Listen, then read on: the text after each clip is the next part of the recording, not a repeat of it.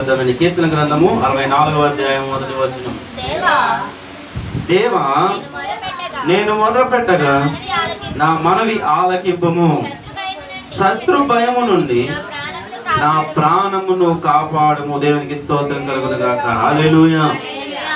మనము ఈ లేఖన భాగాన్ని పరిశీలన చేసినట్లయితే ఇక్కడ ఒక విషయాన్ని కీర్తనాకారుడైన దావీదు వ్యక్తపరుస్తూ ఉన్నాడు. ఏంటి అంటే, శత్రువు ఒకడు నా మీదకి వస్తూ ఉన్నాడు, శత్రువు వలన నాకు ఒక భయం అనేది ఏర్పడుతూ ఉంది అని రాస్తూ ఉన్నాడు. అంటే శత్రువు ఏం చేస్తూ ఉన్నాడంటే దాడి చేస్తూ ఉన్నాడు అని రాస్తున్నాడు. చాలా సందర్భాల్లో మనల్ని కూడా అపవాది దాడులు మన మీద కూడా చాలాసార్లు ఎక్కువ అవుతున్నాయి. శత్రువు దాడి చేయడం మనల్ని హంతము చేయాలని, మనల్ని నాశనం చేయాలని, మనల్ని ఏమాత్రం విడిచిపెట్టకూడదు అనే ఉద్దేశంతోనే శత్రువు మన మీద దాడి చేస్తూ ఉంటాడు. మనము ఈరోజు ఒకసారి ఆలోచన చేస్తే శత్రువు దాడులు అసలు ఎన్ని రకాలుగా ఉంటాయి మన మీద. అనగా అపవాది మన పైన ఎన్ని దాడులు చేస్తాం. మనకి ఎవరైనా శత్రువులు, మాకు ఎవరు శత్రువులు లేరు, మేము అందరితో మిత్రులుగానే ఉంటామంటే మనకు అపవాదితో శత్రుత్వం ఎల్లప్పుడూ ఉంటుంది. కాబట్టి అపవాది మన మీద ఏ రీతిగా దాడులు చేస్తూ ఉన్నాడు, అపవాది దాడి మన మీదకి ఎన్ని రకాలుగా వస్తూ ఉంది అనే విషయాన్ని మనం తెలుసుకుంటే ఆ శత్రువు దాడుల నుంచి విజయాన్ని ఎలా పొందుకోవాలో మనం ప్రయత్నం చేస్తాం.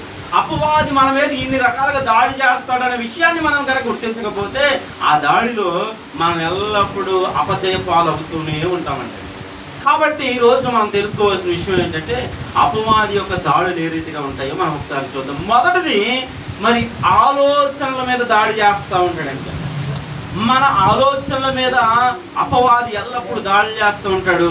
మనసులో భయాన్ని కలుగు చేస్తూ ఉంటాడు. ఆలోచనలో మనము భయపడే వారంగా మారుస్తాడు. ప్రతి చిన్నదానికి భయమే, మనం ఏమైపోతాము, మన పరిస్థితి ఏంటో అని ప్రతి క్షణము భయాన్ని మనలో పెట్టి మన ఆలోచనల ద్వారా, ఆ భయం అనే ఆలోచనల ద్వారా మనల్ని ఎప్పుడు అపవాది మనల్ని దాడి చేస్తూనే ఉంటాడండి. నిరాశ, అనుమానం, ఇలాంటి విషయాలు మన మీదకి అపవాది కలుగు చేసి మనల్ని దాడి చేస్తూనే ఉంటాడు. ఈరోజు మనం తెలుసుకోవలసిన విషయం ఏంటంటే మన ఆలోచనలు ఎలా ఉంటూ ఉన్నాయి. మన ఆలోచనలు దేవునిని మహిమపరిచే విధంగా ఉంటున్నాయా, లేదంటే భయంకరంగా మనల్ని మనమే నాశనం చేసుకునేటట్టుగా ఉంటున్నాయి. చాలామంది ఆలోచన అపవాది ఎలా కలుగు చేస్తాడంటే, మన ఆలోచన ద్వారా దాడి ఎలా చేస్తాడంటే మనము భయపడే వారంగా, లేదంటే ఎదుటి వారిని నాశనం చేయాలి, ఎదుటి వారిని పాడైపోవాలని మనము ఆలోచనల ద్వారా మనల్ని నాశనం చేయాలని అపవాది చూస్తూ ఉంటాడు. కొరింథీయులకు రాసిన 2వ పత్రిక 10వ అధ్యాయం 5వ వచనాన్ని ఒకసారి మనం చదివినట్లయితే, కొరింథీయులకు రాసిన 2వ పత్రిక 10వ అధ్యాయము 5వ వచనం. అయితే వారిలో ఎక్కువ మంది దేవునికి మేము వితర్కములను దేవుని గూర్చిన జ్ఞానమును అడ్డగించు ప్రతి ఆటంకమును పడద్రోసి ప్రతి ఆలోచనను క్రీస్తుకు లోబడినట్లు చెరపట్టి. అక్కడ దేవుడు మాకు ఏమని సెలవిస్తుందంటే ప్రతి ఆలోచనను క్రీస్తుకు లోబడేటట్లుగా మేము చేసుకుంటున్నాం అంటాడు. అంటే అపవాది మనను దేవునికి లోబడకుండా, మన ఆలోచనలు దేవుని వైపు తిరగకుండా అపవాది యొక్క ఆలోచనలు ఆ తలంపుల ద్వారా నడిపిస్తుంది. కాబట్టి మనం ఏం చేయాలి అంటే అపవాదికి ఇష్టలుగా మనం ఆలోచించకూడదు, క్రీస్తుకు ఇష్టలుగా మనం ఆలోచించాలి. క్రీస్తుకు ఇష్టమైన కార్యాలు చేసే ఆలోచనలు మనలోకి రావాలి. ఇక్కడ అపవాది మన ఎల్లప్పుడూ మన ఆలోచన మీద దాడి చేస్తూ ఉంటుంది.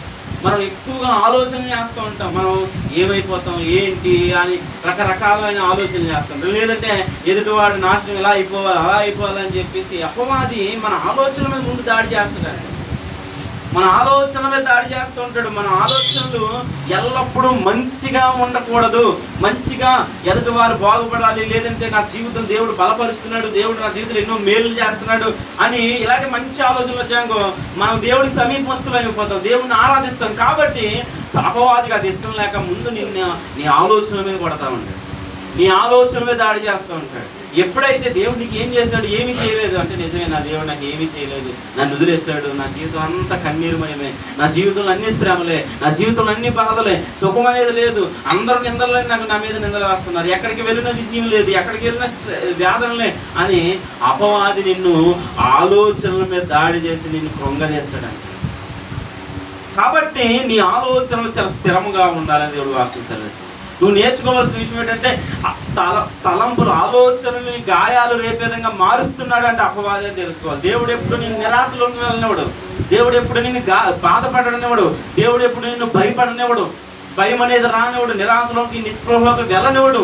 ఆ ఆలోచనలు వస్తున్నాయి అంటే అపవాది నీ మీద దాడి చేయడం ప్రారంభించాడు అనే విషయం నువ్వు అర్థం చేసుకోవాలి. నిరాశలోకి, శ్రమ, భయంలోకి, ఏమైపోతుందో అనే ఒక భయం అనేది నీలోకి వచ్చిందంటే అపవాది నీ మీద దాడి చేస్తున్నాడు, ఆలోచనల ద్వారా దాడి చేస్తున్నాడు. ఎప్పుడు మనం ఎక్కువ చేసేది ఏంటంటే ఆలోచనలు ఎక్కువ చేస్తామండి. అన్నం కూడా ఎక్కువ తినాం, మన ఆలోచనలు ఎక్కువ ఆలోచన చేస్తాం.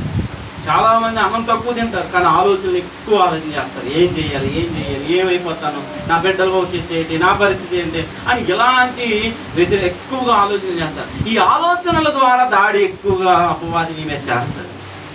ఎప్పుడైతే ఆ ఆలోచనల మీద పడగొట్టాడో నువ్వు వెంటనే ఏమైపోతావు అంటే, నువ్వేమనుకుంటావు అంటే, నేను పనికిరాను, నేను దేవునికి పనికిరాను, నేను జీరో, నా వల్ల ఏ ఉపయోగం లేదు, ఎందుకు బ్రతుకుతున్నానో తెలియదు, నా బ్రతికే వ్యర్థం అని చెప్పి మనము నిరాశలోనికి, నిస్పృహలోనికి వెళ్ళిపోయి మన ఇష్టానుసారమైన భయంకరమైన దిగజారిపోయిన స్థితిలోకి వెళ్ళిపోయే భావన కలుగుతుంది.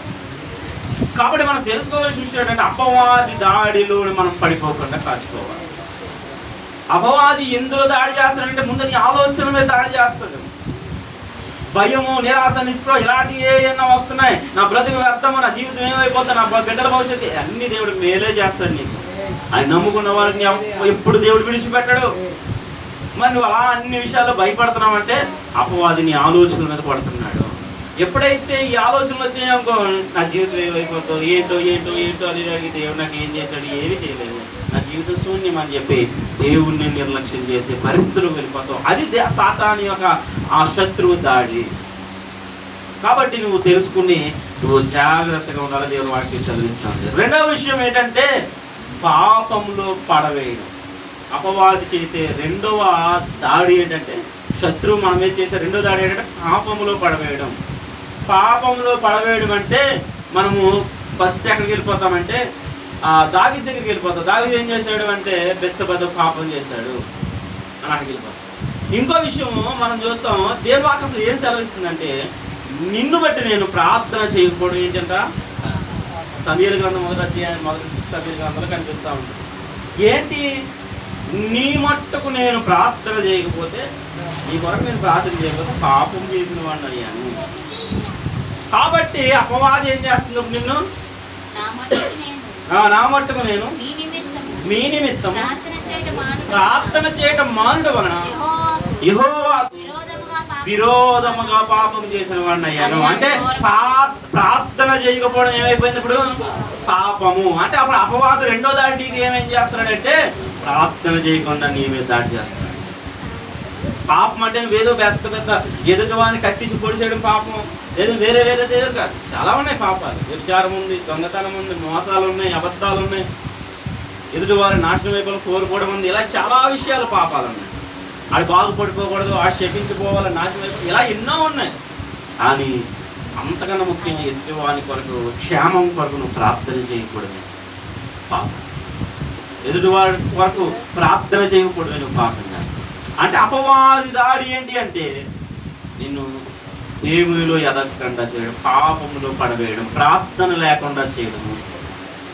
చిన్న పాపాలే ప్రారంభిస్తాయి. చిన్నగానే ఏం పర్వాలేదు, ఒకటి ప్రార్థన చేయలేదు, ఏం పర్వాలేదు, వాక్యం చదవలేదు కదా, ఈ రోజే కదా, రేపు చదివేది కానీ, రేపు 2 అధ్యాయాలు చదివేది కానీ, రేపు వచ్చేటప్పటికి అవి ఒక చాలా చిన్న పని ఉంది, ఇవాళ వద్దులే, రేపు 3 అధ్యాయాలు కలిపి చదివేది కానీ, రేపు నీకు చాలా ఖాళీగానే ఉంటావు కదా. ఇలాగ చిన్నగా అపవాది నీవే దాడి చేస్తాడు. అప్పుడు నువ్వేమైపోతావు అంటే దేవునిలో అలా ఆటోమేటిక్గా పడిపోతావు. అది అపవాది దాడి.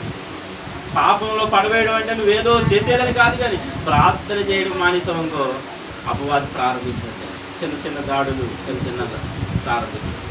దానివల్ల నువ్వేమైపోతావంటే చిన్న చిన్న బలహీనతల మీద విజయాన్ని పొందలేక ఓడిపోతూ మరి బలహీనుడు అయిపోయి నాశనం అయిపోతావు. కాబట్టి నువ్వు తెలుసుకోవాల్సిన విషయం ఏంటంటే అపవాది మనల్ని పాపములో పడవేసే విషయంలో చాలా దాడి చేస్తాం. యవనస్తులను చాలా భయంకరముగా పాపలు పడతాం. ఇప్పుడు మనం ఒక వయసుకి వచ్చిన తర్వాత ఆలోచన జ్ఞానం ఎక్కువ వస్తుంది. చిన్న వయసులో ఆలోచన జ్ఞానం రాదు, ఏం చేసినా కరెక్ట్ అనిపిస్తుంది. కానీ అపవాది పర్వాలేదురా, చేయరా, నీకేమరా, ఏం పర్వాలేదు, నువ్వు ఎలా బ్రతికినా పర్వాలేదు, మీ అమ్మకు చూసి వచ్చిందా, మీ నాన్న చూసి వచ్చాడా, ఎక్కడ ఏం చేసినా పర్వాలేదు అని అపవాది నిన్ను పాపములో పడవేస్తుంది. యాకోబు పత్రికలో మనం చూద్దాం. యాకోబు పత్రిక మొదటి అధ్యాయం 14-15 వచ్చిన ప్రతివాడును తన స్వకీయమైన దురాశ చేత ఏడవబడి మరుడు కొల్పబడి శోధింపబడును. దురాశ గర్భము ధరించి పాపమును కనగా పాపము పరిపక్వమై మరణమును కనును. ఏమైపోతున్నావు ఇప్పుడు? మరణానికి వెళ్ళిపోతున్నాం. ఇందులో అయ్యో మేము సజీవుగానే ఉన్నాం అంటే అది కాదు, ఆత్మీయంగాను మరణంలోనికి వెళ్ళిపోతాం. చిన్నగా ప్రారంభించిన పాపము అది నిన్ను ఎలా తీసుకెళ్ళిపోతుందంటే మరణానికి తీసుకువెళ్ళిపోతుంది. నీ ఆత్మ ఇంకా చనిపోయేంత వరకు వెళ్ళిపోతుంది.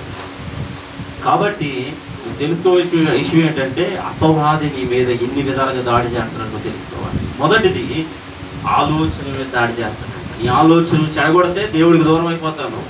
నీ ఆలోచనల మీద కొడితే నీ ఆలోచనలు మరి కొడితే అపవాది నీ ఆలోచనల ద్వారా దేవుడిని దూషిస్తావు. నువ్వేమైపోతావు అంటే దేవుడికి దూరం అయిపోతావు. మొదటి ఆలోచన. రెండోది పాపములో పడవేస్తే, వీడిని ఏదో పాపంలో పడవేస్తే, వీడికి ఇది ఇష్టము, ఇది దీనిలో తీసుకువెళ్తే ఖచ్చితంగా వీడు పడిపోతాడని చెప్పి నీ ఇష్టమైన కార్యాలకు నడిపించి నేను పడవేస్తాను. మనం ఆలోచన చేసినట్లయితే మూడవది సంబంధాల పైన దాడి చేస్తున్నారు. కుటుంబాల్లో దాడి చేస్తారు. కుటుంబాల్లో సుఖం ఉండనివ్వదు, కుటుంబాల్లో నెమ్మది ఉండనివ్వదు, ఒకరికి పడనివ్వకుండా చేస్తుంది.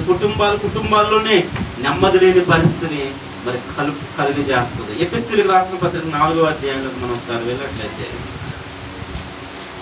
ఎపిస్తీయులకు రాసిన పత్రిక 4వ అధ్యాయం 26. కోపపడు గాని పాపము చేయకుడి. ఎందుకు ఈ కుటుంబాల్లో నెమ్మది లేని పరిస్థితికి వస్తుందంటే ముందు కుటుంబాల్లో చిన్నగా గొడవలు ఏర్పడతాయి. గొడవలు ఎందుకు అంటే ఏదో సమస్య వస్తుంది, ఆ సమస్య మీద కోపం పెరిగిపోతుంది. మనిషికి కోపం ఉంటుంది. ఆ కోపం వలన ఒకరికి విభేదాలు వచ్చి ఒకరికి సంబంధాలు లేకుండా చెయ్యాలని అపవాది దాడి చేస్తుంది. ఈ మొట్టమొదటి ఎక్కడికి వెళ్ళిపోద్ది అంటే మనిషికి మధ్య ప్రేమ లేకుండా చేస్తాను. మనిషికి మధ్యలో ప్రేమ లేకుండా ముందు ప్రేమను చంపేస్తుంది. తర్వాత ఒకరికి ద్వేషాన్ని లేపుతుంది. ఒకరి మీద ఒకరి ద్వేషం కాస్త కోపంగా మార్చబడుతుంది. కోపం ఏం చేస్తుందంటే కోపపడు కానీ పాపం చేయకూడదు. దేవుని వాక్యం చదువుతుంది అంటే పాపంలోనికి నడిపిస్తుంది. ఖచ్చితంగా కోపము నిన్ను పాపంలో నడిపిస్తుంది. ఆ కోపము నీ జీవితాన్ని నాశనం చేస్తుంది. కాబట్టి అపవాది నీ మీద ఎన్ని విధాలుగా దాడి చేస్తుందని నువ్వు ఆలోచించాలి. అపవాది నీ మీద ఎన్ని విధాలుగా దాడి చేస్తుందని తెలుసుకోవాలి. అపవాది మొదటిగా నీ ఆలోచనల మీద పడుతుంది. అపవాది నువ్వు పాపం చేసేలా ప్రేరేపిస్తుంది. అపవాది కుటుంబాల మీద దాడి చేస్తుంది. కాబట్టి ఈరోజు నీ కుటుంబంలో నెమ్మది లేని పరిస్థితి, నీ కుటుంబంలో సమాధానం లేని స్థితిలో ఉన్నావా? పేరుకి కుటుంబం చాలా పెద్దది కానీ ఏ ఐక్యత లేని స్థితిలో ఉన్నాము అంటే అపవాది వారి కుటుంబాలు దాడి ప్రారంభించింది.